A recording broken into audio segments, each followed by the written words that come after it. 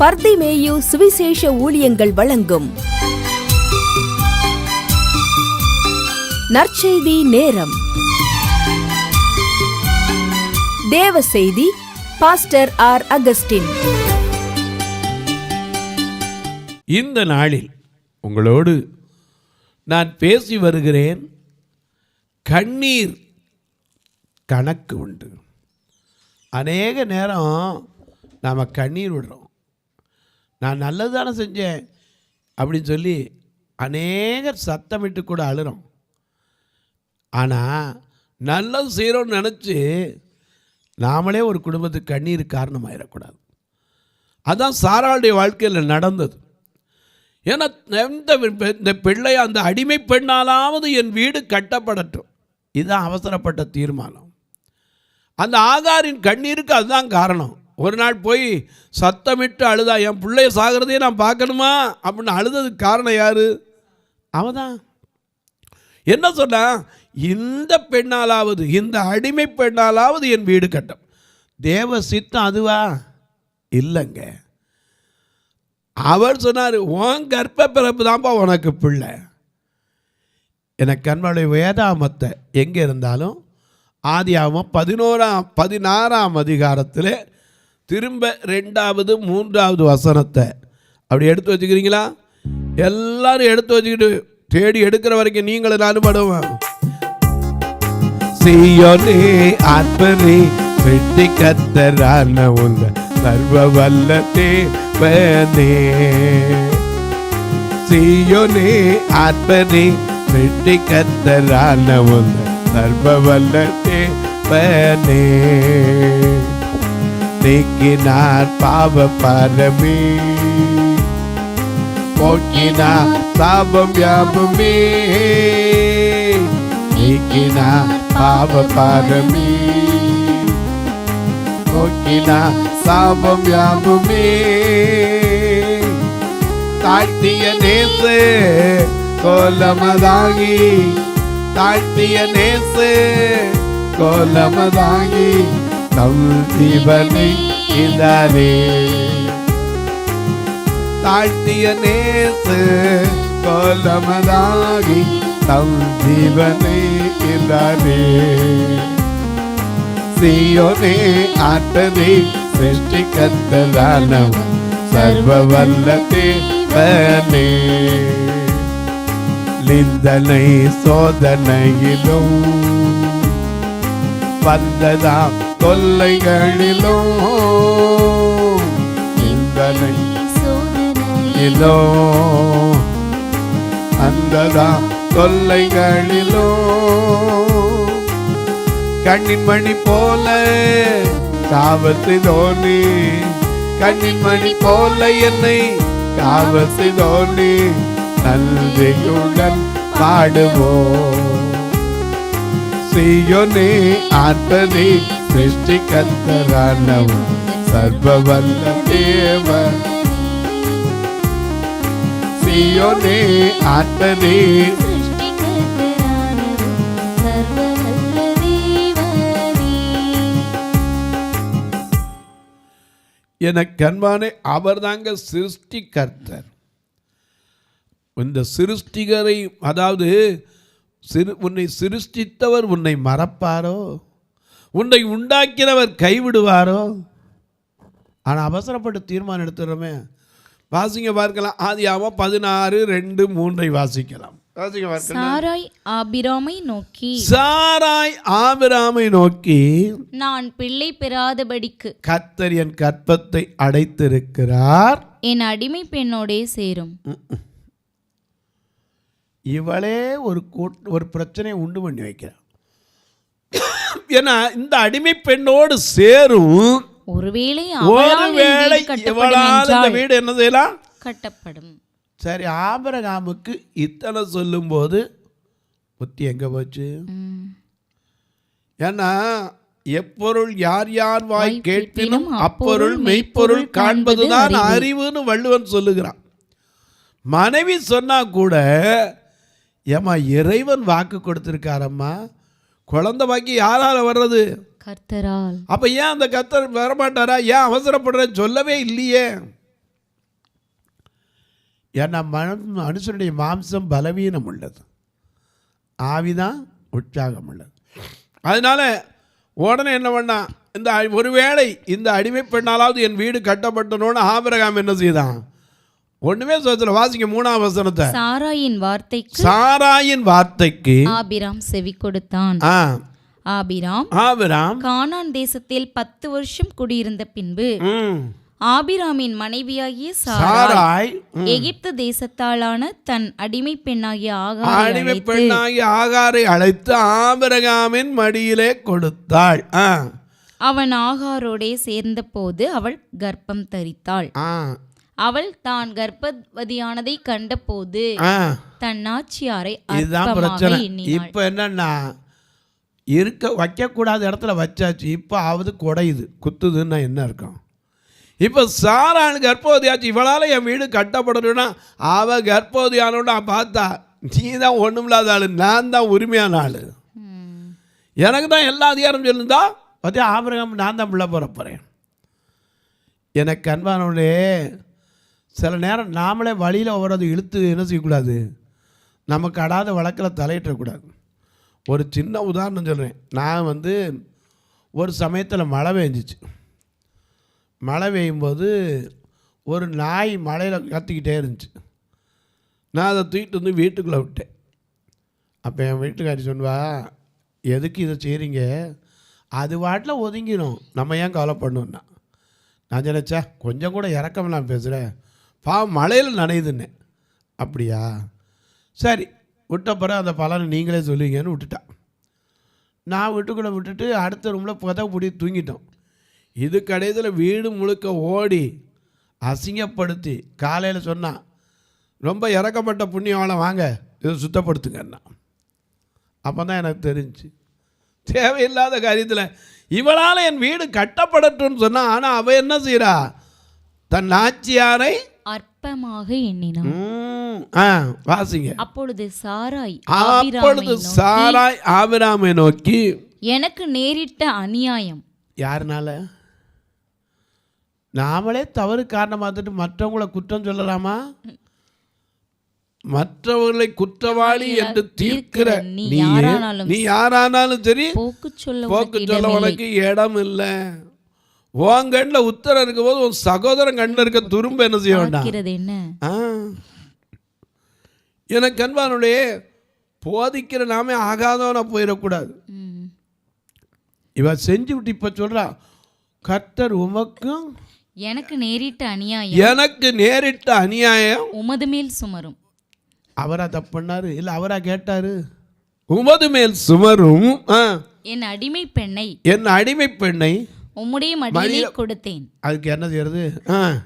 அவள் தான் கர்ப்பவதியானதை கண்டு என்னை அற்பமாக நீதானப்பா கொடுத்த. அவரா அப்பமாவது பேசினாரா? இல்ல. இதுதாங்க பிரச்சனை. புருஷ லட்சணம் எதுவும் பேசாத புருஷன், உத்தம புருஷன், ஒண்ணுமே பேசல, என்ன சொன்னாலும் பேச மாட்டார். எனக்கும் உமக்கும் நடு நின்று நியாயம் தீர்ப்பாராக என்றாள். சரி, அதற்கு ஆபிராம் சாராயை நோக்கி, இதோ உன் அடிமை பெண் உன் கைக்குள் இருக்கிறாள். உன் கைக்குள்ள தான் இருக்கிறா, நீ தான் என்கிட்ட கொடுத்த. உன் பார்வைக்கு நலமானபடி அவளுக்கு செய்த உடனே அப்பொழுது சாராய் அவளை கடினமாய் நடத்தினதுனால அவளை விட்டு ஓடி போனாள். அப்படி ஓடி போன அவளைத்தான் தேவன் கண்டார். கண்டு அவளை விசாரிச்சார். ஆகாரே, எங்கிருந்து போகிறாய், எங்கே போகிறாய், எங்கிருந்து வருகிறாய், எங்கே போகிறாய்? அவர் உங்களை விசாரிக்கிற தேவன். அவர் சொன்னா, என் நாச்சியாருக்கு பயந்து ஓடுறேன்னா, நீ போய் என்ன செய்ய, திரும்ப அங்கே போய் அடங்கிருந்தார். 6ஆம் வசனத்தை பாருங்க. அதற்கு 6ஆம் வசனம். ஆபிராம் சாராயை நோக்கி, இதோ உன் அடிமை பெண் உன் கையில் இருக்கிறா, நீ அவளுக்கு இஷ்டமானபடி உன் பார்வைக்கு நலமானபடி செய்கின்றார். உடனே என்ன பண்ண, அவளை கடினமா நடத்துனதுனால அவ ஓடி போனா. கர்த்தருடைய தூதனானவர் வனாந்தரத்திலே சூருக்கு போகிற வழி அருகே இருக்கிற நீரூற்றண்டையில் கண்டு சாராயின் அடிமை அடிமை பெண்ணாகிய பெண்ணாகிய ஆகாரே, எங்கே இருந்து வருகிறாய், ஆ, எங்கே போகிறாய் என்று கேட்டார். கேட்டார். அவள் அவள் நான் என் நாச்சியாராகிய சாராயை விட்டு ஓடிப் போகிறேன் என்றாள். அப்பொழுது கர்த்தருடைய தூதனானவர் நீ உன் நாச்சியார் அண்டைக்கு திரும்பி போ, அவள் கையின் கீழ் அடங்கி அடங்கி இரு என்றார். பின்னும் கர்த்தருடைய தூதனானவர் அவளை நோக்கி உன் சந்ததியை மிகவும் பெருக பண்ணுவேன். அல்லேலூயா. அல்லேலூயா.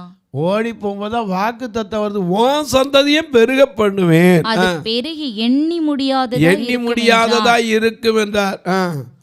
பின்னும் கர்த்தருடைய தூதனானவர் அவளை நோக்கி அந்த ஆகார பெண்ணை நோக்கி உன் சந்ததி மிகவும் பெருக கர்த்தருடைய தூதனானவர் அவளை நோக்கி நீ கர்ப்பவதியாய் இருக்கிறாய், ஒரு குமாரனை பெறுவாய், கர்த்தர் உன் அங்கலாய்ப்பை கேட்டபடியினால் அங்கலாய்ப்பை கேட்டபடியினால் அவனுக்கு இஸ்மவேல் என்று பெயரிடுவாயாக. கண்பாளே, உடனே அவ பார்த்தா தேவனுக்கு ஒரு பேரே வச்சுட்டா, என்னை காண்கிறவரை நான் இவ்விடத்தில் காண்பேன். நாமளும் பாடுறோம்ல, எல்ரோயி எல்ரோயி என்னை கண்டீரே நன்றி ஐயா, என்னை கண்டீரே நன்றி ஐயா, உம்மை முழு உள்ளத்தோடு ஆராதிப்பேன், முழுப்பதற்கோடு அன்பு கூறுவே, ஆராதனை ஆராதனை ஆஹா ஆராதனை ஆராதனை ஆராதனை ஆராதனை ஆஹா ஆராதனை ஆராதனை. ஐயா எல்ரோயி என்னை கண்டீரே நன்றி ஐயா, என்னை காண்கிறவரை நான் இவ்விடத்தில் கண்டேன் அல்லவா என்று சொல்லி தன்னோடே பேசின கர்த்தருக்கு நீர் என்னை காண்கிற தேவன் என்று பெயரிட்டாள். ஆமா, அவ ஆகார் கையில் அடங்கி இருந்தான். ஆகார் கர்ப்பவதி, சாராயும் கர்ப்பவதி ஆன போது ஆபிரகாம்கிட்ட இவ பேசின பேச்ச கேட்டு ஒரு நாள் பார்த்தான். ஆதியாகமம் 21ஆம் அதிகாரத்தில் 14ஆம் வசனத்தில் பார்க்கிற, ஒரு நாள் காலை திடீர்னு ஆபிரகாம் ஒரு தீர்மானம் எடுத்தார். ஆபிராம் அதிகாலையில் எழுந்து ஒரு துருத்தி தண்ணீரையும் அப்பத்தையும் எடுத்து அவன் தோளின் மேல் ஏற்றி பிள்ளையையும் ஒப்பு கொடுத்து அனுப்பிவிட்டான். அவள் புறப்பட்டு போய் பெயர்சபாவின் வனாந்தரத்தில் அலைந்து திரிந்தாள். துருத்தியில் இருந்த தண்ணீர் செலவழிந்த பின்பு அவள் பிள்ளையை ஒரு செடியின் கீழே விட்டு பிள்ளை சாகிறதை நான் பார்க்க மாட்டேன் என்று சத்தமிட்டு தூரத்துல போய் அம்பு பாய்கிற தூரத்துல போய் சத்தமிட்டு அழுதாள். அந்த சத்தம் கர்த்தர் கேட்டுச்சு. அப்பதான் கேட்டார், ஆகாரே உனக்கு என்ன சம்பவித்தது, பயப்படாதே, பிள்ளை இருக்கும் இடத்திலே தேவன் அவன் சத்தத்தை கேட்டார். அவனை கையிலே பிடித்து கொண்டு போ, அவனை பெரிய ஜாதியாக்குவேன் என்றார். அவ என்ன சொல்லி அழுதுப்பான்னு கொஞ்சம் கற்பனை பண்ணி பார்க்கிறேன். வனாந்தரத்தில் நானா கேட்டேன், இந்த வாழ்க்கையை ஏன் கொடுத்தீங்க, இப்போ என் பிள்ளை சாகிறதையும் நான் பார்க்கணுமா, நான் பேசாமல் அடிமை பண்ணா இருந்திருப்பேன்.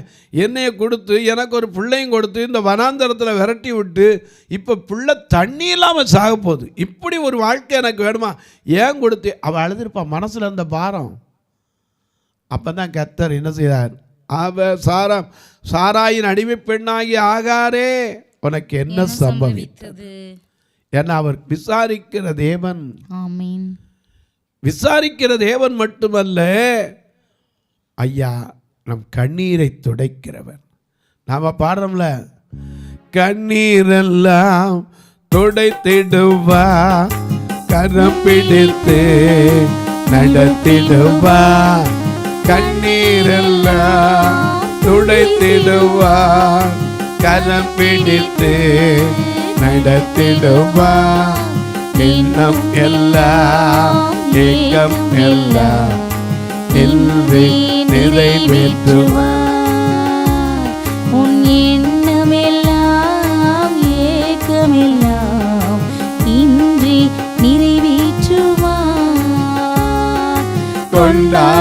கொண்டாடுவோம் கொண்டாடுவோம் கொண்டாடுவோம் கொண்டாடுவோம் கவலைகள் மறந்து நாம் பாடுவோம் கவலைகள் மறந்து நாம் பாடுவோம் இயேசு ராஜா வந்திருக்கிறார் எல்லோரும் கொண்டாடுவோம்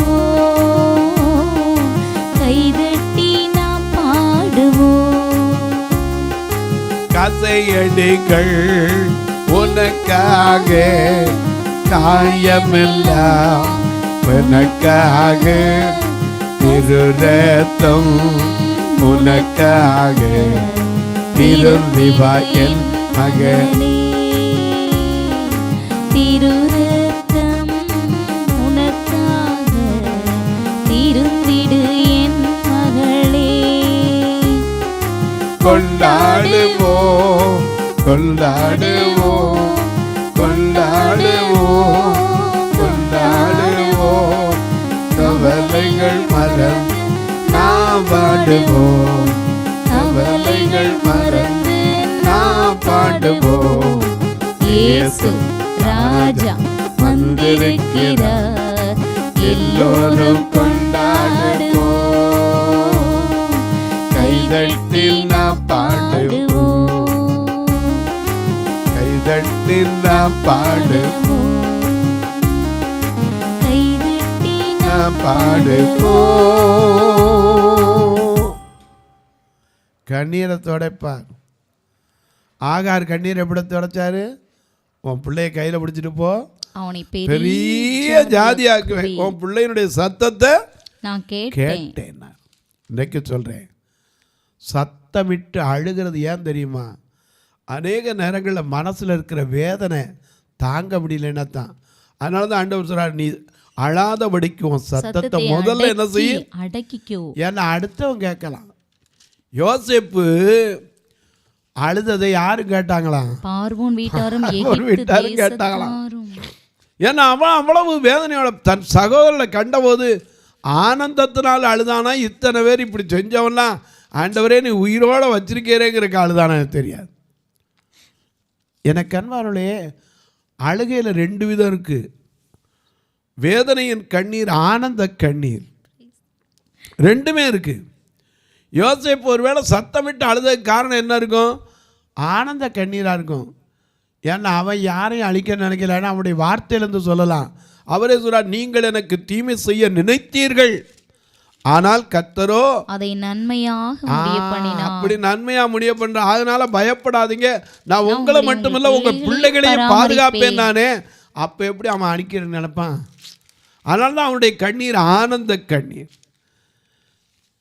ஆனந்த கண்ணீர் எப்போ வரும் தெரியுமா ஒரு பெண்ணை கல்யாணம் பண்ணி கொடுக்கும்போது திடீர்னு அம்மா அங்கேருந்து வரும் ஐயோ என் மாலை போறியா கட்டி கொடுக்கறேன் என் பிள்ளைய எதுக்கு அழுகிறாது தெரியுமா பிள்ளை கட்டி போகிறது சந்தோஷம் எந்த தாய்க்கு வேணாம்பா கல்யாணம் பண்ணி போகிறது நல்லது ஆனால் அதில் ஒரு கண்ணீர் இருக்கும் அப்படி போகும்போது அது ஆனந்த கண்ணீர் எனக்கு அன்பானவர்களே கையில் பிடிச்சி கொடுக்கும்போதும் சில கண்ணீர் எடுப்பாங்க பிள்ளை அடுத்தவன்ட்ட கொடுக்குறவங்க இதில் வாழ வைக்கிற சந்தோஷத்தினாலே கண்ணீர் உண்டு அதனால தான் உன் கண்ணீருக்கு கணக்கு வைத்திருக்கான் என்ன கண்ணீர் விடுறோம் எனக்கு அன்பானவர்களே கண் அந்த கண்ணிலேருந்து வர்ற கண்ணீருக்கு கணக்கு வச்சிருக்கார் ஏன் அழுறோம் அநேக காரணங்களை உங்களுக்கு சொல்லிவாரேன் தவறான தீர்மானங்களை எடுத்துடக்கூடாது அதனால அழுறோம் சில நேரம் இழப்பு வரும்போது அழுறோம் உதாரணமாக ஏசாயா 38ஆம் அதிகாரத்தில்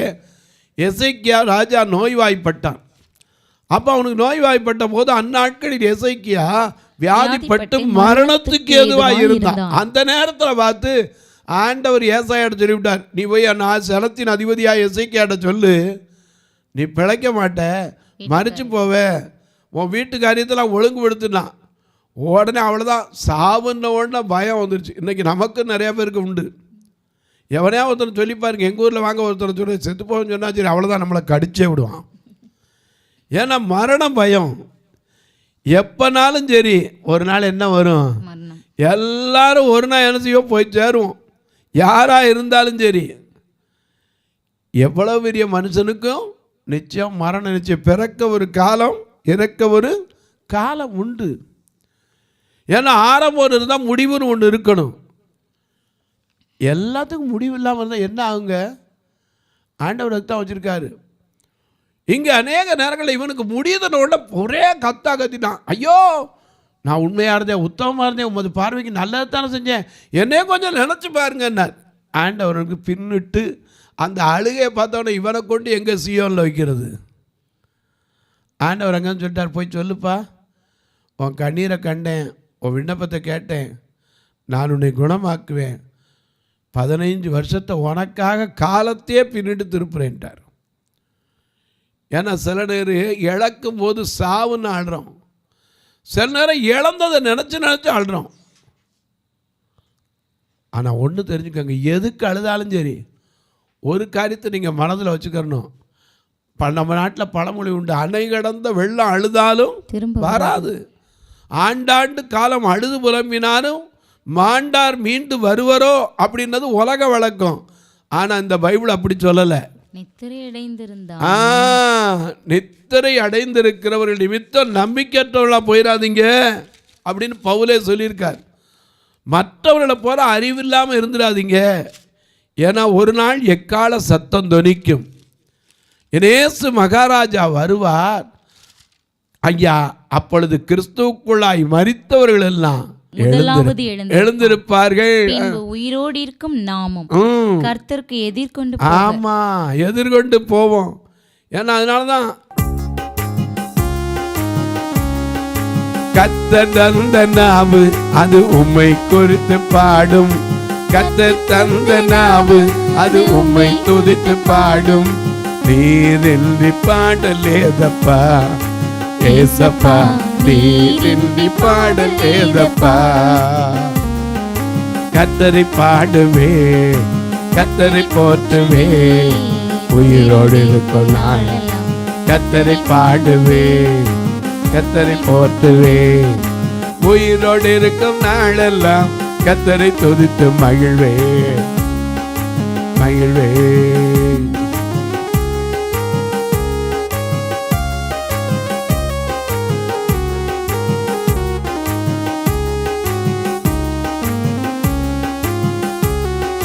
கர்த்தர் தந்த உள்ளம் அது உம்மை நினைத்து வாழும், கர்த்தர் தந்த உள்ளம் அது உம்மை நினைத்து வாழும். நீரின்றி வாழ்வேதப்பா ஏசப்பா, நீரின்றி வாழ்வேதப்பா. கர்த்தரை பாடுவே, கர்த்தரை போற்றுவே, உயிரோடு இருக்கும் நாளெல்லாம் கர்த்தரை பாடுவே, கர்த்தரை போற்றுவே, உயிரோடு இருக்கும் நாளெல்லாம் கர்த்தரை துதித்து மகிழ்வே மகிழ்வே மகிழ்வே. மறந்துடாதீங்க. ஏன்னா மற்றவங்களுக்கு தான் அழுதுகிட்டு இருக்கணும், புலம்பிகிட்டு இருக்கணும். இன்னைக்கு எத்தனையோ பேர் தன் பிள்ளையை பறி கொடுத்தவங்க, புருஷனை பறி கொடுத்தவங்க, மனைவி இழந்தவங்க உட்கார்ந்துருப்பீங்க. ஐயோ இழந்துட்டாரே, கவலைப்படாதீங்க, ஒரு நாள் சந்திப்பீங்க. இந்த நம்பிக்கை தான் கிறிஸ்தவத்தின் அடித்தளம். தொலைக்காட்சியில் பார்க்கிறேன் அன்பு மக்களே, இந்த நிகழ்ச்சியை நாள்தோறும் பார்க்குறீங்க, கேட்குறீங்க, பரவசம் அடைகிறீங்க, நல்லது. ஆனால் ஒரு வார்த்தை ஜெபம் பண்ணுறீங்களா? எதுக்கியா? இந்த நிகழ்ச்சி தொடர்ந்து வர்றதுக்கான தேவைகள் சந்திக்கப்படணும். ஏன்னா ஒரு நாளைக்கு வரணும்னா ப்ரோக்ராமுக்கு 4000 ரூபா, ரெக்கார்டிங்கு 1000 ரூபா. அது மட்டும் இல்லை, எங்களுடைய சபையோ 2 கண்ணும் தெரியாத மக்கள் சபை, அந்த காணிக்கையை வச்சு கரண்ட் பில்லு கூட கட்ட முடியாது. நீங்கள் இல்லையோ வாங்க, தாராளமாக நீங்களே கூட வந்து எண்ணி பாருங்க, நான் தாராளமாக விடுறேன். அதில் வர்ற காணிக்கை கரண்ட் பில்லு கூட கட்டுறதுக்கு வராது. ஆனால் ஏன் ஐயா இதை செய்ய வேண்டும்? வேதம் சொல்லியிருக்கு, தேவன் தம்முடைய ஒரே பேரான குமாரனை விசுவாசிக்கிறவன் எவனோ அவன் கெட்டு போகாமல் நித்திய ஜீவனை அடைய வேண்டும். அவங்களும் இந்த பரம ராஜ்யத்தில் போய் சேரும்போது ஆண்டவருடைய பாதத்தில் இருக்கணும். அவர்களையும் கொண்டு வந்து ரட்சிக்கப்பட வேண்டும். ஏன்னா முடிவு வரியந்து நிலைத்திருப்பவனே ரட்சிக்கப்படுவான். கடைசி காலத்தில் அன்பு தணிந்து போகும். எல்லாம் ஆண்டவர் சொல்லிட்டு போயிருக்கார். ஆகையினால ஐயா நான் உங்களுக்கு உபதேசித்த எல்லாத்தையும் நீங்கள் கட்டளையிட்டு எல்லாரையும் கை கொள்ளும்படி உபதேசம் பண்ணுங்க அப்படின்னு சொல்லியும் கட்டளை கொடுத்துட்டு போயிருக்க. அந்த கட்டளையை நிறைவேற்றுறதுக்கு இன்றைக்கி ஓடிட்டுருக்கோம். போகட்டும் ஐயா, நீங்களும் வந்து பார்க்கலாமா? தாராளமாக. ஆண்டவர் அறிஞ்சவங்க இருந்தீங்கன்னா எங்கெங்கேயோ எதையோ போய் பார்க்குறீங்க. இந்த பார்வையற்றவர் அழைத்து ஒரு நாள் வந்து பாருங்கள். பார்த்து கர்த்தர் உங்கள் மனசில் ஏவனா செய்யுங்க, இல்லாட்டி வேண்டாம். கட்டாயம் நான் சொல்லவே இல்லை. எப்படி தொடர்பு கொள்ள? 2 நம்பர் இதில் வந்துக்கிட்டே இருக்கும், ஜிபே, ஃபோன்பே. அதில் தொடர்பு கொள்ளலாம். ஒருவேளை ஐயா எனக்கு நான் இங்கே இருந்து ஆனால் அதை தெரிஞ்சுக்கணும், இது பதிவு உண்டா அப்படின்னு கேட்டிங்கனாலும் உண்டு. இதுக்காக நீங்கள் எப்படி இதுக்கு பார்க்கலாம். பரிதிமைன்னு சொல்கிறீங்களே, இது எப்படி கண்டுபிடிக்கிறது? உங்கள் ஃபோனில் இருந்து 8438885250 இந்த நம்பரை ஜியில் கூகுள் பேயில் அடித்து பாருங்கள். பருத்திமேயும் பார்வையற்றோ சேரிட்டபிள் ட்ரஸ்ட்டுன்னே இருக்கும். இதில் நீங்கள் உணவு கொடுக்க, உடை கொடுக்க, ஊன்றுகோல் கொடுக்க, இப்படிப்பட்ட காரியங்களுக்கு உதவலாம். அது மட்டும் இல்லை, உங்கள் ஜெபக்காரி எது இருந்தாலும் தாராளமாக சொல்லலாம். இதில் அனுப்பிட்டு என்ன சொன்னீங்கன்னா உங்களுக்கு அந்த பில்லையும் உங்களுக்கு அனுப்பி வைப்பேன். அதுக்கு நீங்கள் அனுப்புகிற துவைக்க உங்களுக்கு பில்லும் கொடுக்கப்படும். நீங்கள் கணக்கில் வச்சுக்கலாம். அதற்கான காரியங்கள் எல்லாம் என்கிட்ட கேட்டுக்கலாம். உங்கள் ஜெபக்காரி எது உண்டுனாலும் காலை 10 மணிலேருந்து 5 மணிக்குள்ளே சொல்லுங்கள். இப்போ உங்களுக்காக ஜெபிக்கட்டுமா? நல்ல பிதாவே, நன்றியோடு துதிக்கிறோம் சுவாமி. யார் யார் கண்ணீரோடு கவலையோடு இழந்து நிற்கிறார்களோ, சந்தோஷத்தை இழந்து, சமாதானத்தை இழந்து, தன் குடும்பத்தில் ஒருத்தரை இழந்து ஆறுதலற்று இருக்கிறார்களோ, அவருடைய கண்ணீருக்கெல்லாம் கர்த்தர் பதில் கொடும். உம்முடைய வருகையிலே சந்திப்போம் என்கிற நம்பிக்கை அவள் மனதில் ஆறுதலாய் வையும். இந்த ஊழியத்தை தாங்குகிற, ஜெபிக்கிற, கொடுக்கிற எல்லாரும் ஆசை. திருமண நாள், பிறந்த நாளை நினைவு கூறுகிற மக்களுக்காய் ஜெபிக்கிறேன். இந்த வருஷம் குறைவில்லாத நிறைவை காணட்டும். இயேசுவின் நாமத்தில் ஜெபிக்கிறேன் நல்ல பிதாவே, ஆமென். சபை ஆராதனை ஞாயிறு காலை 10 மணி முதல் 12 மணி வரை. இடம் பர்திமேயு சுவிசேஷ ஆலயம், அன்னை சத்யா நகர், இளமனூர் அஞ்சல், சக்கிமங்கலம் வழி, மதுரை மாவட்டம். பின்கோட் 625201 மற்றும் பர்திமேயு சுவிசேஷ ஜெப வீடு, plot number 107, Eden garden, Muthur, Tirunelveli. Pin code 627011. சிறப்பு உபவாச கூட்டம் ஒவ்வொரு மாதமும் 2வது சனிக்கிழமை காலை 10 மணி முதல் 1 மணி வரை நாகர்கோவில் YMCA ஹாலில் வைத்து நடைபெறுகிறது. மற்றும் ஒவ்வொரு மாதமும் 4வது சனிக்கிழமை காலை 10 மணி முதல் 1 மணி வரை திருநெல்வேலி புதிய பேருந்து நிலையம் அருகில் உள்ள கிரேஸ் ஹாலில் வைத்து நடைபெறுகிறது. எங்கள் எல்லா ஆராதனைகளிலும் கலந்து கொண்டு தேவனை மகிமைப்படுத்த அன்பாய் அழைக்கிறோம். உங்கள் உதாரத்துவமான காணிக்கைகளினால் இவ்வூழியத்தை தாங்க விரும்பினால் R Augustine, account number 5021364331, IFSC code IDIB 000B066, Indian bank, BP Kulam, Madurai. GPay number 9842181917, BGM ministries மற்றும் 9442559772, பிளைண்ட் மினிஸ்ட்ரீஸ் அகஸ்டின். உங்கள் தொடர்புக்கு பாஸ்டர் ஆர் அகஸ்டின், பர்திமேயு சுவிசேஷ ஊழியங்கள், நாகமலை, புதுக்கோட்டை, மதுரை 625019. தொலைபேசி எண்கள் 9842181917 மற்றும் 9442559772. கர்த்தர் தாமே உங்களை ஆசீர்வதிப்பாராக.